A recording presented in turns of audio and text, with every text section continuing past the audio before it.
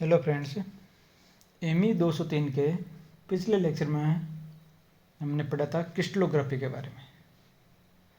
Crystallography क्या होती है? तो क्रिस्टलोग्राफी एक साइंस की ब्रांच है जिसमें हम जो क्रिस्टल होता है उसकी इंटरनल स्ट्रक्चर के बारे में स्टडी करते हैं।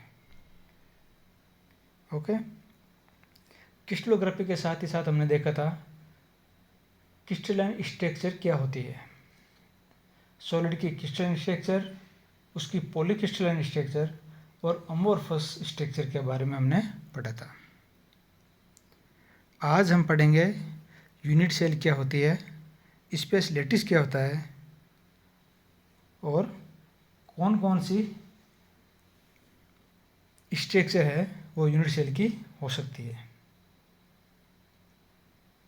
ओके, ये यूनिट सेल और स्पेस लैटिस है, ये वो टर्म है जो क्रिस्टलोग्राफी के दौरान यूज होते हैं।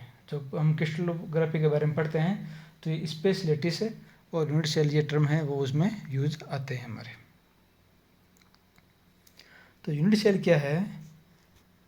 एकांक कोशिका। यूनिट सेल क्या है? एकांक कोशिका दिग्जालक की छोटी से छोटी इकाई होती है जिसकी पुनरावृत्ति से दिग्जालक निर्मित होता है। जब हम एकांक कोशिका को तीनों डायरेक्शन में रिपीटेशन करते हैं, उस रिपीटेशन के फलस्वरूप एक स्पेस लैटिस का निर्माण होता है।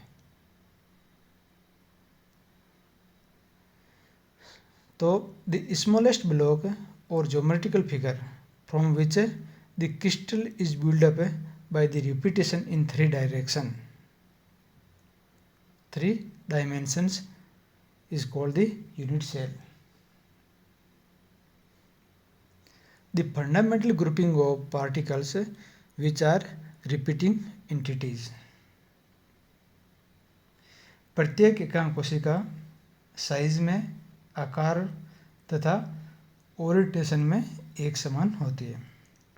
इस प्रकार की एक समान कोशिकाएं परस्पर जब जुड़ती है तब एक जालक का निर्माण होता है।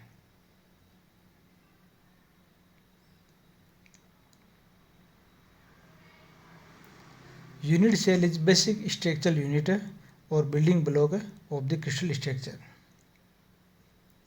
ये सबसे बेसिक स्ट्रक्चर है क्रिस्टल की। जब यूनिट सेल का रिपीटेशन होता है तो स्पेस लैटिस बनता है, ठीक है, और उस स्पेस लैटिस में जब एटम्स और मॉलिक्यूल्स अरेंज होते हैं तो क्रिस्टल बनता है। तो यूनिट सेल है वो बेसिक स्ट्रक्चर हो गई है क्रिस्टल की, एकदम ये फंडामेंटल है। The crystalline solid can be constructed from a unit cell plus translation operators. Unit cell है, इसको तीनों डायरेक्शन में जब इसका ट्रांसलेशन करते हैं यूनिट सेल का, तब जाके हमारा क्रिस्टलाइन सॉलिड बनता है।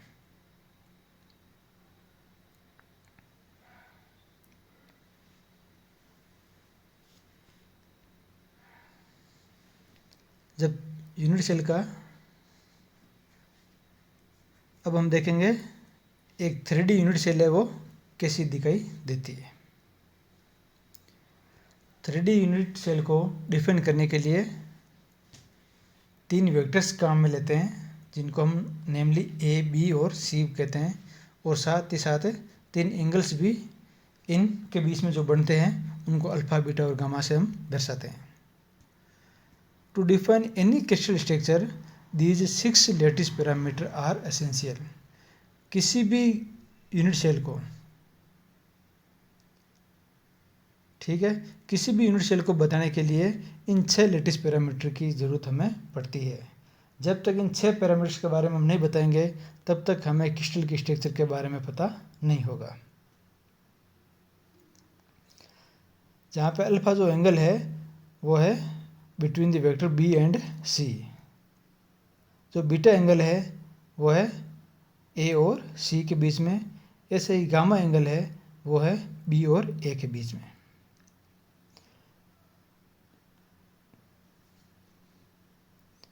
हमें एक यूनिट सेल का फिगर दिखाया हुआ है। इसमें हम देखते हैं कि जो यूनिट सेल है वो तीनों डायमेंशंस में फैली हुई है।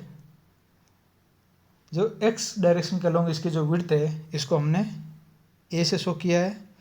जो वाई डायमेंशन के अलग इसकी विड्थ है इसको हमने बी से, और जेड के साथ जो इसकी डायमेंशन है इसको हमने सी के साथ दर्शाया है। और इनके बीच में जो बनने वाले एंगल है अल्फा, बीटा और गामा, इनको भी बताया गया है। ये एक 3 डायमेंशनल यूनिट सेल का डायग्राम है।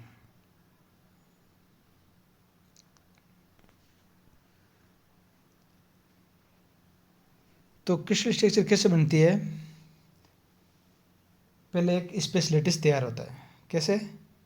यूनिट सेल के तीनों डायमेंशन में जब उसका ट्रांसलेशन होता है तो हमारा स्पेस लैटिस तैयार होता है, और लैटिस प्लस बेसिस मिलकर हमारा क्रिस्टल स्ट्रक्चर है वो तैयार करते हैं। तो लैटिस क्या है? Array of points in space in which every points has identical environment with respect to all other points. और बेसिस क्या है? सिंगल एटम और ग्रुप ऑफ एटम्स, या तो सिंगल एटम है या मॉलिक्यूल है, identical in composition and orientation in space. जब भी लैटिस और बेसिस कंबाइंड होता है तब जाके हमारी क्रिस्टल स्ट्रक्चर है वो बनती है।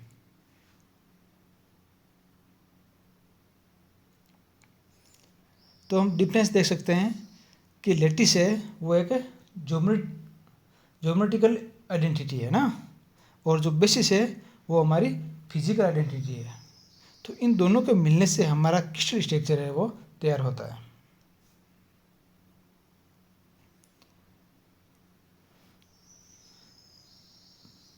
यहाँ पे जो हमें बेसिक टाइप्स दिखाए गए हैं एक यूनिट सेल के। ट्राइक्लिनिक में क्या होता है?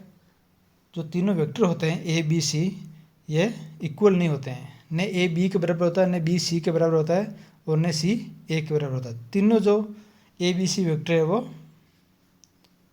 बराबर नहीं होते हैं। और अल्फा, बीटा और गामा ये भी तीनों बराबर नहीं होते हैं।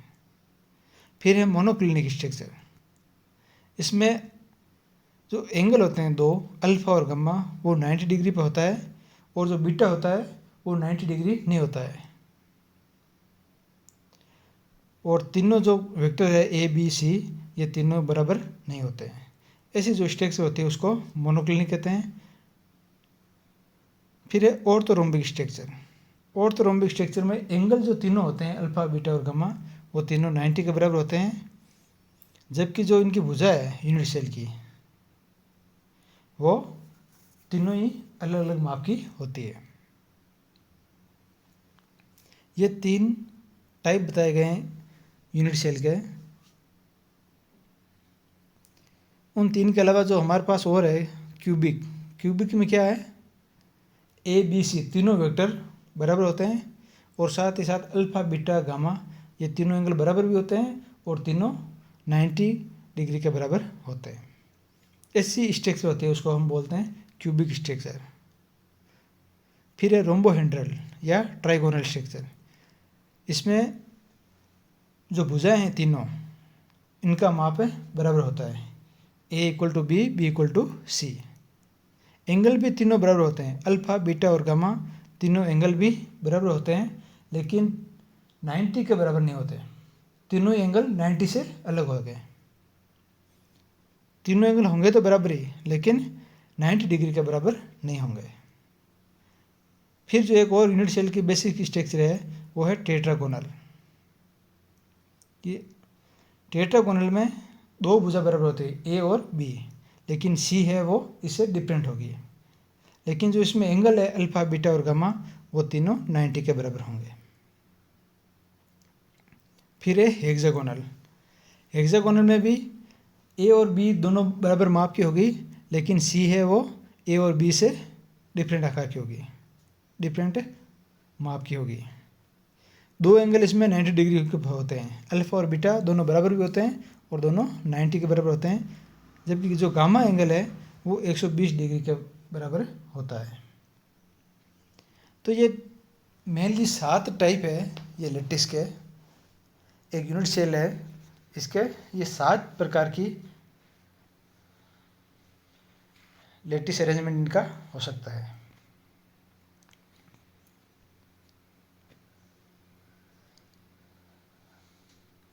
इन सातों को हमने एक डायग्राम में एक साथ बता दिया है। जो ये 7 क्रिस्टल सिस्टम होते हैं जो लैटिस के वेरिएशन से हमें प्राप्त होते हैं। तो इस टेबल में lattice parameter relationship and unit cell geometry for the 7 crystal system, जो 7 क्रिस्टल सिस्टम होते हैं उसके बारे में बताया गया है कि कौन सा क्रिस्टल सिस्टम होगा, उसकी क्या क्या प्रॉपर्टीज होगी और वो किस प्रकार से आकार लिया हुआ होगा। अब हम देखते हैं सिंपल क्यूबिक स्ट्रक्चर के बारे में। The unit cell consist of 8 corner atoms and all these corner atoms contribute only one effective atom for the lattice। जो यूनिट सेल की 8 कॉर्नर है, उस 8 कॉर्नर पे जब एक एक एटम होता है तो उस स्ट्रक्चर को हम बोलते हैं सिंपल क्यूबिक स्ट्रक्चर। इन 8 कॉर्नर के अलावा कहीं पर भी एटम अवस्थित नहीं होता है। तो सिंपल क्यूबिक स्ट्रक्चर में जो 8 एटम होते हैं वो कॉर्नर पे होते हैं। ये 8 एटम मिलके एक एटम के बराबर अपना कंट्रीब्यूशन देते हैं।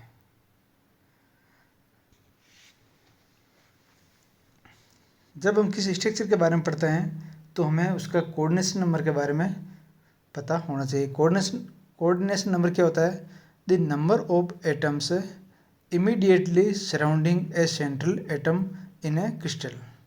जो एक सेंट्रल क्रिस्टल होता है वो चारों ओर से जितने एटम से घिरा होता है, एकदम जो उसके नाइबर में एटम होते हैं उनके नंबर को क्या कहते हैं? Coordination number. The number of atoms immediately surrounding A central atom in A crystal. तो सिंपल क्यूबिक स्ट्रक्चर के लिए कोऑर्डिनेशन नंबर होता है 6।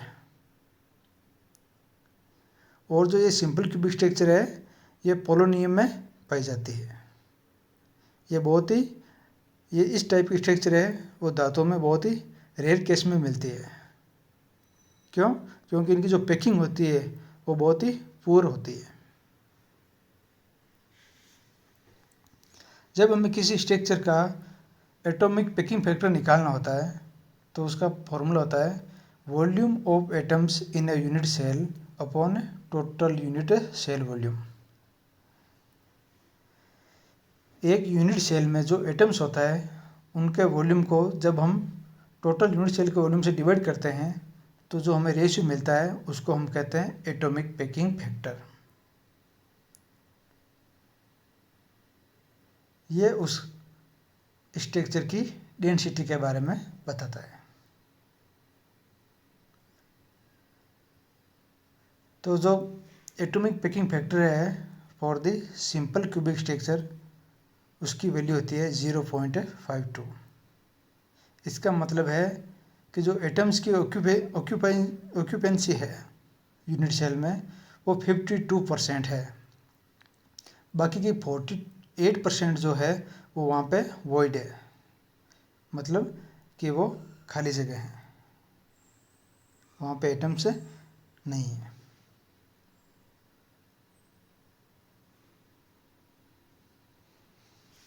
सिंपल क्यूबिक स्ट्रक्चर के बाद में हम देखते हैं बॉडी सेंटर क्यूबिक स्ट्रक्चर।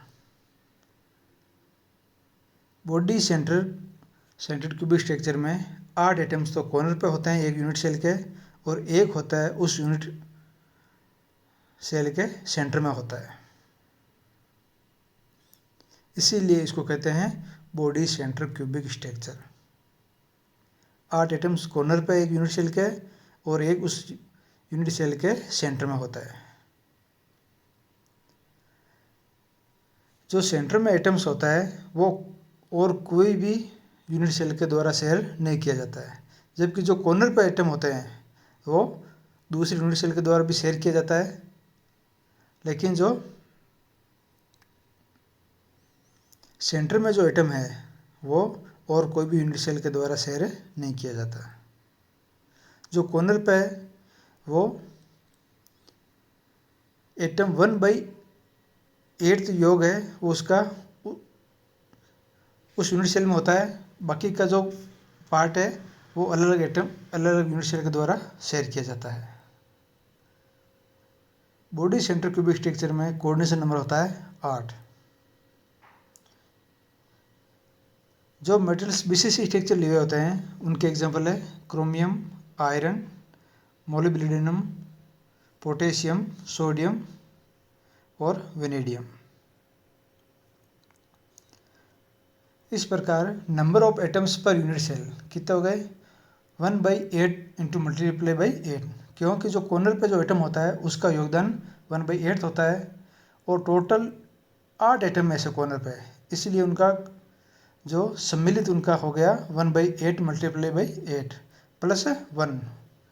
जो बॉडी के सेंटर में है उसका पूरा का पूरा योगदान इस यूनिट सेल के लिए है, इसलिए उसको पूरा का पूरा हमने एक जोड़ दिया। इस प्रकार number of atoms per unit cell हो गए हमारे 2।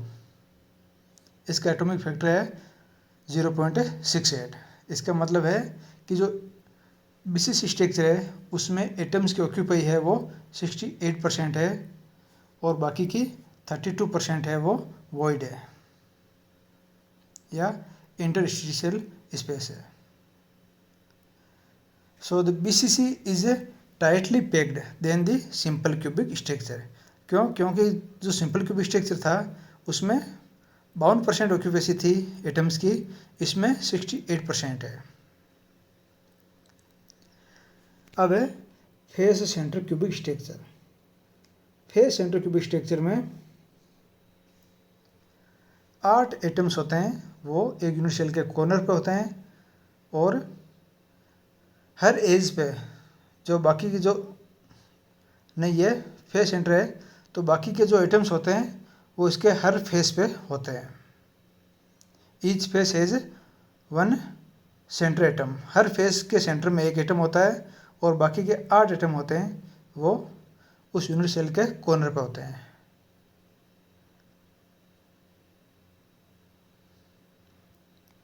इस प्रकार इसका कोऑर्डिनेशन नंबर हो गया 12 है और इसके एग्जांपल है aluminium, copper, gold, lead, nickel और platinum, silver. Number of atoms per unit cell 1/8 into 8। क्योंकि जो कॉर्नर पे है उसका 1/8 पोर्शन है वो इसमें है, इसलिए 8 एटम है टोटल कॉर्नर पे, इसलिए 1/8 को मल्टीप्लाई करा दिया हमने 8 से। अब 6 फेस है तो 6 फेस पे हमारे एटम्स है तो उसका आधा शेयर है वो इस यूनिट सेल में और आधा उसके साथ है जो दूसरी यूनिट सेल है उसमें है। तो इस प्रकार 6 को मल्टीप्लाई किया हमने 1/2 से। तो इस प्रकार number of atoms per unit cell हो गए हमारे 4 और एटॉमिक पैकिंग फैक्टर एफसीसी के लिए हो गया 0.74। तो इसका मतलब है the atoms in BCC occupy 74% of the space and the rest 26% is for void or interstitial space.